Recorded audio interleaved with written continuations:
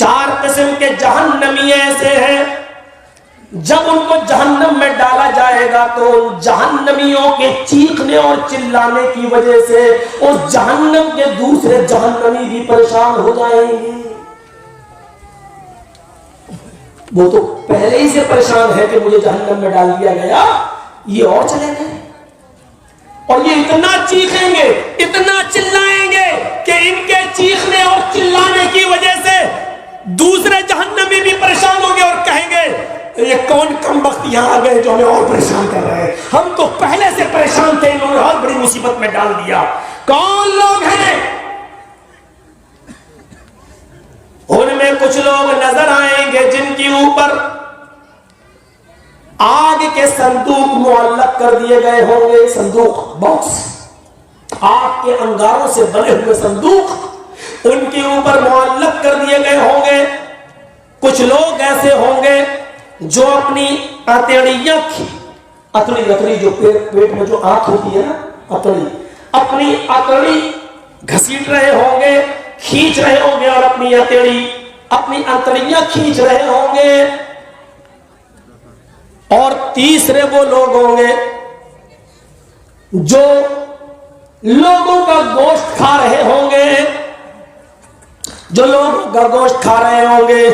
ایک ایک کر کے پوچھا جائے گا, ایک ایک کر کے جن کے اوپر آگ کا صندوق ہوگا, آگ کے انگاروں سے بنا ہوا صندوق معلق ہوگا, پوچھا جائے گا. وہ جہنمی پوچھیں گے ارے یہ کون کم وقت ہے جنہوں نے ہمیں پریشان کر دیا ہے, ان کے اوپر آگ کے صندوق ہے. ان کو بتایا جائے گا جہنمیوں کو یہ آگ کے انگاروں سے بنے ہوئے صندوق جن کے سروں پر ہے, یہ وہ لوگ ہیں جو دنیا میں لوگوں کا مال ناجائز طریقے سے کھا لیا کرتے تھے, قرض دار ہو کر مرے تھے, لوگوں کی امانتوں میں خیانت کر کے مرے تھے. ان لوگوں نے لوگوں کے پیسے ہڑپ کر لیے تھے, قبضہ کر لیا تھا زمین و جائیداد پر, یا ان کے پاس کسی کا قرضہ تھا لیکن انہوں نے دینے سے منع کر دیا, بے ایمانی کر لی. یہ وہ لوگ ہیں جو لوگوں کا حق مار کر کھا گئے. پوچھا جائے گا یہ اتڑیاں گھسیٹنے والے لوگ کون ہیں جو اتڑیاں اپنی گھسیٹ رہے ہیں, اتڑی اپنے گھسیٹ کے چل رہے ہیں. ان سے کہا جائے گا یہ وہ لوگ ہیں جو دنیا میں جھوٹ بولا کرتے تھے اور شراب پیا کرتے تھے. یہ جھوٹ بول بول کر لوگوں کا مذاق اڑایا کرتے تھے اور جھوٹ بولا کرتے تھے. جو لوگوں کا گوشت کھا رہے ہیں ان کے بارے میں کہا جائے گا, ان کے بارے میں کہا جائے گا یہ وہ لوگ ہیں جو دنیا میں لوگوں کی غیبت اور چغلی کیا کرتے تھے, یہ دنیا میں لوگوں کی غیبت اور چغلی کیا کرتے تھے. اور چوتھا آدمی بھی ہوگا, چوتھا آدمی جو بہت زیادہ تکلیف میں مبتلا ہوگا, پریشان ہوگا, اس کے بارے میں پوچھا جائے گا یہ کون؟ کہا جائے گا یہ وہ لوگ ہیں جو لوگوں کی برائیاں اتنے مزے سے کرتے تھے, چند لوگوں کے بیچ میں بیٹھ کر کسی کا تمسخر اور مذاق کتنے اچھے انداز سے اڑاتے تھے. ان کی برائیاں اڑانے میں یہ ایسے مزہ لیتے تھے جیسے کوئی اپنی بیوی کے ساتھ ہم بستری کرنے میں مزہ لیتا ہے, جیسے وہ انجوائے حاصل کرتا ہے, ایسے یہ لوگوں کی برائیاں انجوائے لے لے کر کرتے تھے. یہ وہ لوگ ہیں. جہنم کی سزا کے بارے میں ہمیں اور آپ کو یقین کرنا پڑے گا. جہنم ہے اور اس میں یہ سزا ہمیں اور آپ کو, جس کو بھی جہنم میں جانا وہ ملنا ہے. ہمیں دنیا میں دعا کرنا چاہیے اللہم قنا عذاب النار, اے اللہ ہم سب کو جہنم کے عذاب سے بچا لے. جہنم ابھی خاموش نہیں, جہنم کے اندر ہر قسم کے لوگ ڈالے جائیں گے, اپنے اپنے گناہوں کے مطابق ان کو جزا اور سزا دی جائے گی. عذاب بھی طے ہوں گے. کسی کو آگ کے عذاب, آگ کے پہاڑ پہ چڑھایا جائے گا, کسی کے منہ سے خون اور پیپ نکل رہا ہوگا, کوئی خون کے تالاب میں گوتا لگا رہا ہوگا اور بدبودار خون پی رہا ہوگا, کسی کا سر پھوڑا جا رہا ہوگا, لیکن ہر سزا کا جواب ملے گا. یہ سر جس کا پھوڑا جا رہا ہے یہ کون ہے؟ جواب ملے گا یہ وہ ہے نماز کے ٹائم پر ان کے سر بھاری ہو جایا کرتے تھے، نماز پڑھتے وقت ان کے سر بھاری ہو جاتے تھے، نماز کے وقت یہ مسجد کے اندر نہیں آتے تھے، ٹال مٹول کر نماز پڑھتے تھے۔ ظہر کی نماز 12:30 بجے ہوتی ہے، 2 بجے پڑھ رہے ہیں، عصر کی اذان 2:30 بجے ہوتی ہے، 3 سوا 3 ساڑھے 3 پہ پڑھ لی، جماعت مل گئی نہ ملی اکیلے پڑھ لی۔ یہ وہ لوگ ہیں آگ کی چٹائی پر جس کو لٹایا جائے گا، جس کی چربی اس سے پگھل رہی ہوگی اور چربی کے پگھلنے سے وہ آگ اور بھڑک رہی ہوگی، پوچھا جائے گا یہ کون لوگ ہیں؟ جواب ملے گا یہ دنیا میں اپنے ماں باپ کو رلانے والے لوگ تھے۔ پیڑ و درخت کے اندر الٹا لٹکا دیا جائے گا، الٹا پیر اوپر سر نیچے اور منہ میں ڈنڈے اور لاٹھی گھسیڑ کر ان کا منہ کھلوایا جائے گا اور منہ کے اندر سے بہت سی غلط اور گندگی باہر نکل رہی ہوگی۔ پوچھا جائے گا یہ کون لوگ ہیں؟ یہ وہ لوگ ہیں جو دنیا میں شراب پیا کرتے تھے، یہ وہ لوگ ہیں جو دنیا میں حرام چیزیں کھایا کرتے تھے، یہ وہ لوگ ہیں جو دنیا میں مال حرام کماتے تھے اور یہ کھایا کرتے تھے، یہ مال حرام کھانے والے لوگ ہیں۔ خون کے تالاب میں بدبودار خون، اس تالاب میں غوطہ لگا رہے ہوں گے، کنارے آئیں گے فرشتہ پتھر مارے گا، وہ بالکل بیچوں بیچ میں چلے جائیں گے۔ پوچھا جائے گا یہ کون لوگ ہیں؟ یہ وہ لوگ ہیں جو دنیا میں لوگوں کا خون چوسا کرتے تھے، یہ وہ لوگ ہیں جو سود کھایا کرتے تھے، یہ وہ لوگ ہیں جو پیاز کھایا کرتے تھے، یہ وہ لوگ ہیں جو بینک میں اتنا بیلنس جمع کرتے تھے کہ اس کو سود کا کاروبار بنا رکھا تھا، یہ وہ لوگ ہیں جو LIC چلایا کرتے تھے، یہ وہ لوگ ہیں جو فکس ڈپوزٹ کیا کرتے تھے۔ 5 لاکھ جمع کیا، میری بیٹی کی شادی ہوگی 8 سال کے بعد 10 سال میں دگنا ہو جائے گا، 5 کے 10 لیا کرتے تھے۔ یہ وہ لوگ ہیں جو لوگوں کو 1 لاکھ دیتے تھے، 1 مہینے کے بعد 1,20,000 وصول کرتے تھے۔ یہ وہ لوگ ہیں جو دنیا میں جن کو خون کے تالاب میں ڈالا جا رہا، آخرت میں خون کے تالاب میں جن کو ڈبویا جا رہا ہے۔ اس کے بعد مزید اللہ کے نبی فرماتے ہیں کہ سود کے اللہ تعالیٰ کے یہاں 36 درجے ہیں، 36 درجے ہیں، ایک حدیث میں آتا ہے 70 درجے ہیں۔ 36 درجے والی حدیث زیادہ صحیح اصح ہے۔ سود اور پیاز کے 36 درجے۔ پوچھا گیا سب سے ہلکا درجہ کیا ہے؟ آپ نے فرمایا سود اور پیاز کے کھانے والے کو جہنم کے اندر جو 36 قسم کے عذاب دیے جائیں گے یا 70 قسم کے عذاب دیے جائیں گے، ان میں سب سے ہلکا عذاب اس سود اور پیاز کھانے والے کا وہ ہوگا جو ایک آدمی کو اپنی سگی ماں کے ساتھ زنا کرنے کے بعد دیا جائے گا۔ ایک آدمی، ایک انسان جان بوجھ کر اپنی ماں کے ساتھ زنا کر لے، اس کو جو جہنم میں عذاب دیا جائے گا یہ سود اور پیاز کھانے والے کا سب سے ہلکا عذاب ہوگا۔ اس کے بعد اور جو درجے مجھ سے بڑے بڑے درجے ہیں، اللہم قنا عذاب النار، اے اللہ ہم سب کو اس جہنم کے عذاب سے بچا لے۔ ہمیں اور آپ کو غور کرنا چاہیے، یہ دنیا کے اندر ہم اور آپ سوچیں کہ ابھی سورہ بقرہ کا پہلا رکوع ہے، ابھی یہ ختم نہیں ہوا ہے، ابھی ہم اس پر روشنی ڈال ہی رہے ہیں، ابھی جنت کا ذکر بھی آ گیا، جہنم کا ذکر بھی آ گیا، اور یہ ساری چیزیں غیب کے اندر شامل ہیں۔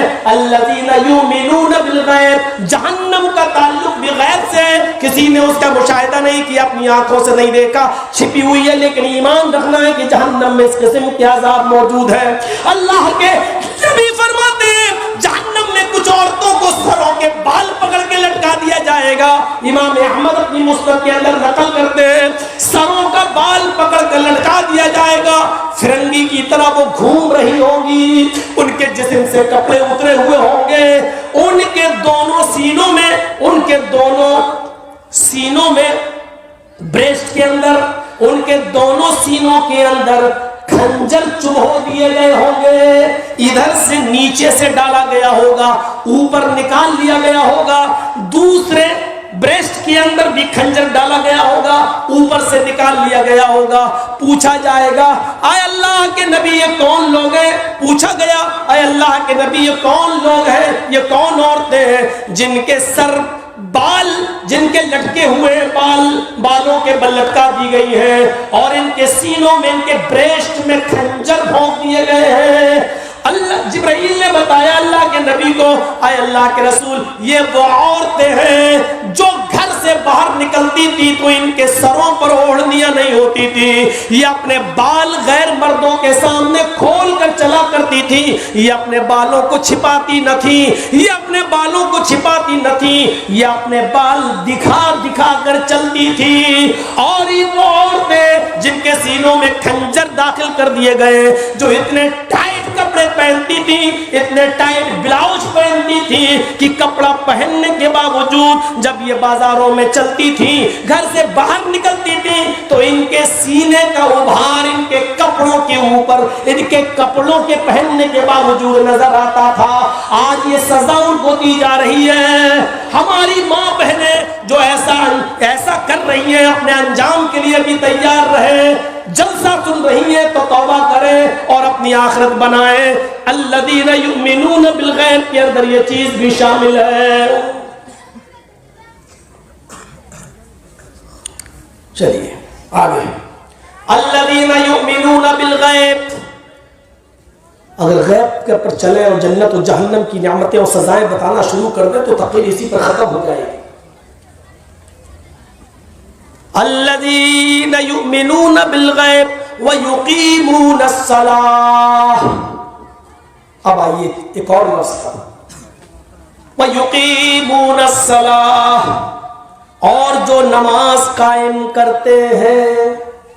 دیکھیے ترتیب، دیکھیے کون لوگ کامیاب ہونے والے ہیں۔ اللہ نے جنت کس کے لیے رکھی ہے، کامیابی کس کو ملنا ہے۔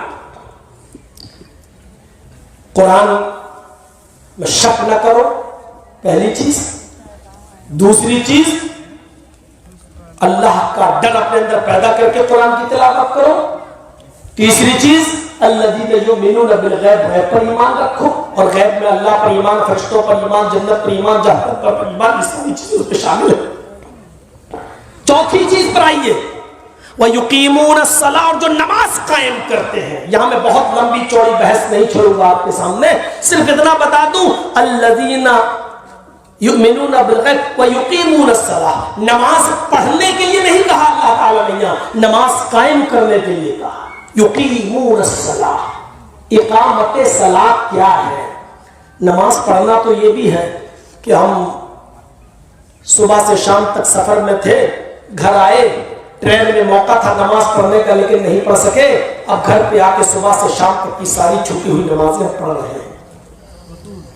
نماز پڑھنا تو یہ بھی ہو گیا کہ ہم نے 2 بجے پڑھ لی، 5 بجے پڑھ لی، منمانی طریقے سے جماعت چھوڑ کے جب 4 تک پڑھ لیا۔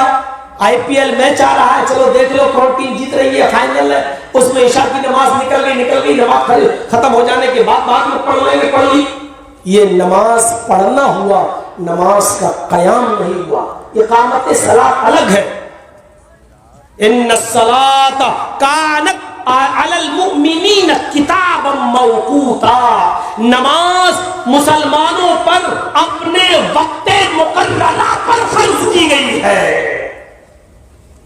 نماز کا ٹائم ٹیبل بھی وقت مقررہ وہی ہے جو جناب محمد رسول اللہ نے بتایا، نماز کو اس کے وقت پر پڑھنا ہے۔ انس ابن مالک بہت لمبی عمر پائے ہیں، حدیثوں کا انہوں نے مطالعہ کیا ہے۔ خلیفہ عمر ابن عبدالعزیز جب خلیفہ بنائے گئے تو نماز کے سلسلے میں حضرت انس ابن مالک نے خلیفہ عمر ابن عبدالعزیز سے مخالفت کی، اختلاف کیا۔ حضرت انس ابن مالک مسجد میں پہلے آ جایا کرتے تھے، ظہر کی اذان نہیں بھی ہوتی تھی تو نماز پڑھ کے وہ نکل جاتے تھے، عصر کی اذان ہونے سے پہلے نماز پڑھ کے نکل جاتے تھے، مغرب کی نماز عام طور پر اپنے وقت پر ہی ہوتی ہے سورج غروب ہونے کے بعد۔ لوگوں نے انس ابن مالک کو جب نماز پڑھتے ہوئے دیکھا کہ یہ جماعت کے ساتھ نماز نہیں پڑھتے، یہ اکیلے آتے ہیں اور نماز پڑھ کے چلے جاتے ہیں. انہوں نے سوچا لوگوں نے شاید ان کو عمر ابن عبدالعزیز کے پیچھے نماز پڑھنے میں اعتراض ہے, خلیفہ کے پیچھے نماز پڑھنے میں ان کو کوئی دقت ہے, ان کی شکایت کی جائے. مقدمہ خلیفہ کے دربار میں آتا ہے. عمر ابن عبدالعزیز خلیفہ ہیں. جب خلیفہ کے دربار میں مقدمہ آتا ہے کہ حضرت انس ابن مالک آپ کے پیچھے نماز نہیں پڑھتے ہیں, تو انس ابن مالک کو بلایا گیا. خلیفہ نے فوراً کوڑے نہیں لگائے, مارنے کا حکم نہیں دیا. پہلے وجہ پوچھے کیا بات ہے کہ آپ میرے پیچھے نماز نہیں پڑھتے, اکیلے پڑھ کے چلے جاتے ہو, جماعت کے ساتھ نماز نہیں پڑھتے, کیا بات ہے؟ تو خلیفہ عمر ابن عبدالعزیز نے پوچھا آئے انس ابن مالک کیا مجھے جوا کھیلتے ہوئے دیکھا؟ نہیں. شراب پیتے ہوئے دیکھا؟ نہیں. کسی برائی کے اندر تم نے مجھے ملوث پایا؟ نہیں. کیا میں لوگوں کے درمیان عدل و انصاف نہیں کرتا؟ نہیں, ایسی بات نہیں ہے. مجھ سے کوئی شکایت ہے؟ کہ یہ بھی بات نہیں ہے. جب کوئی بات نہیں ہے تو تم میرے پیچھے نماز نہیں پڑھتے. میں نے سنا ہے کہ تم اذان سے پہلے مسجد میں آ جاتے ہو اور نماز پڑھ کے نکل جاتے ہو.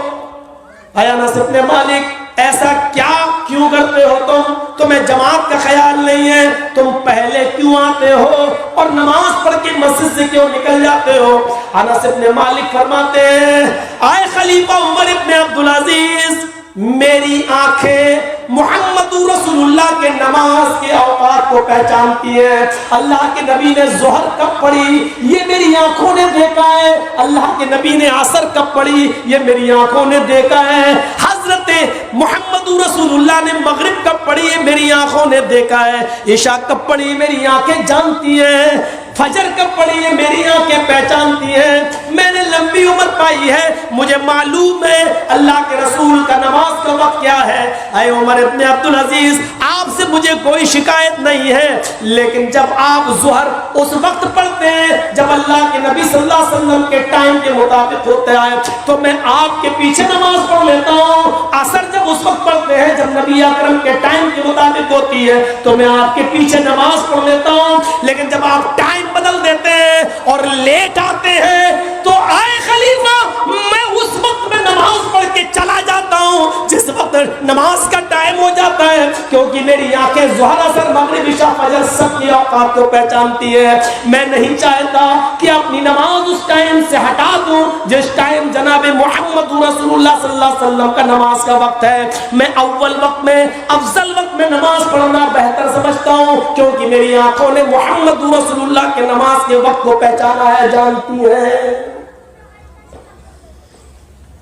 یہ تھے انس ابن مالک جو خلیفہ سے ٹکرا گئے اور خلیفہ کی خلافت کی پرواہ نہیں کی. سزا دو گے دو, لیکن خلیفہ کو بھی تبلیغ کر دی کہ آپ کی نماز کا وقت جب نبی اکرم کی نماز کے وقت سے میچ کھاتا ہے تو میں آپ کے پیچھے نماز پڑھ لیتا ہوں, اور جب آپ کا وقت نبی کے وقت سے میچ نہیں کھاتا تو پھر میں چھوڑ دیتا ہوں, خود نماز پڑھ کے نکل جاتا ہوں, پھر جماعت کی پرواہ نہیں کرتا.